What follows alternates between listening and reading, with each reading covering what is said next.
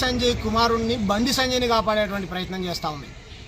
బాధితురాలు పక్కన నిలబడాల్సినటువంటి media channels బండి సంజయ్కి ఎందుకు భజన చేస్తూ ఉన్నాయి? బ్లాక్మెయిల్ చేసిందని వాళ్ళ తల్లిని, ఆ చిన్న పాపని ఎందుకు బదనాం చేస్తూ ఉన్నారు? మీరు జర్నలిస్టులరా? మీది మీడియారా? మీరు మీడియానా? ఎవరి పక్కన నిలబడాలా మీరు?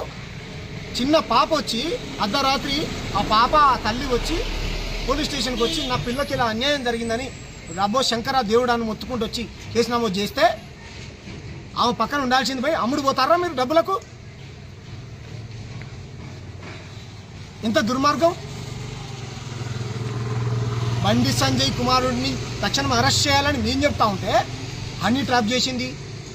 3 ఏళ్ల నుంచి పరిచయం ఉన్నటువంటి వ్యక్తి ఎక్కడని ఎందుకు హనీ ట్రాప్ చేస్తుందా?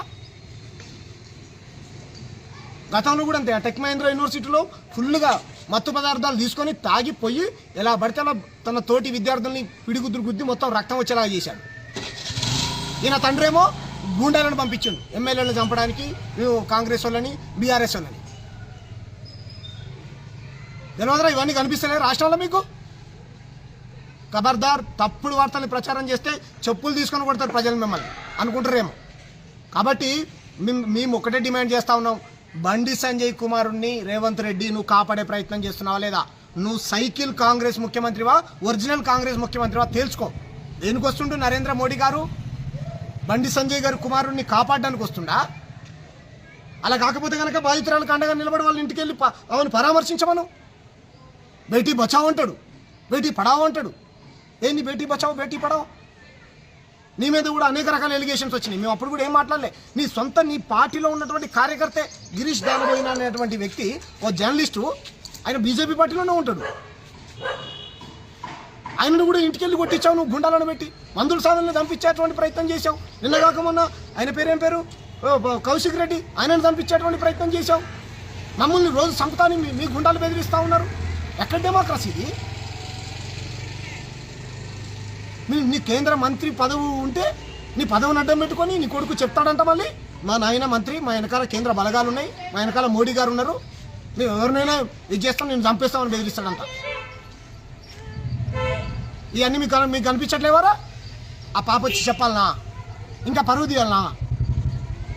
ఆ పాప పేరును బయట పెట్టిండు, మైనర్ చిన్న చంటి పాపది. ఆడు ఓవైసీ ఎటు పోయిండు? మాట్లాడాలి ఓవైసీ. పొద్దున్న లేస్తే బండి సంజయ్ మీద మాట్లాడతావు కదా.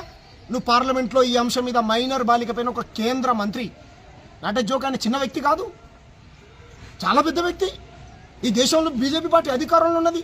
ఆ పార్టీ నుంచి ఆయన ఏమంటారు మంత్రిగా ఉన్నాడు, 2 సార్లు రాష్ట్ర అధ్యక్షుడిగా చేసిండు. ఇవన్నీ కనిపించట్లే మీకు? బీజేపీ ఎంపీలు ఎమ్మెల్యేలు ఎందుకు మాట్లాడరు? బీఆర్ఎస్లు ఎందుకు మాట్లాడరు? సామాన్య కార్యకర్తలు తప్ప ఎవరు మాట్లాడట్లేదు. ప్రజాప్రతినిధులు ఎందుకు మాట్లాడట్లేదు? మీకు ఎన్ని డబ్బులు ఇచ్చాడు బండి సంజయ్ చెప్పండి. ఎన్ని కోట్లు ఇచ్చి ఈ కేసును మేనేజ్ చేయాలని చూస్తూ ఉన్నాడు? బండి సంజయ్ కుమారుణ్ణి కాపాడే ప్రయత్నం ఎందుకు చేస్తూ ఉన్నాయి ఈ పార్టీలే కానీ పోలీసులే కానీ? మొత్తం రోడ్లెక్కాలి. బండి సంజయ్ కొడుకుని చట్ట ప్రకారం శిక్షించేంత వరకు పోరాటం చేస్తాం. అన్ని ప్రజా సంఘాలు, కులాలకు, మతాలకు అతీతంగా మన తెలంగాణ ఆడబిడ్డ, పసిబిడ్డ, 17 ఏళ్ల పసి పాపని చిత్ర హింసలు పెట్టాడంట. ఖబర్దార్, తప్పుడు వార్తలు ప్రచారం చేస్తే స్టూడియోలకు వచ్చి తంతం నా కొడుకులా.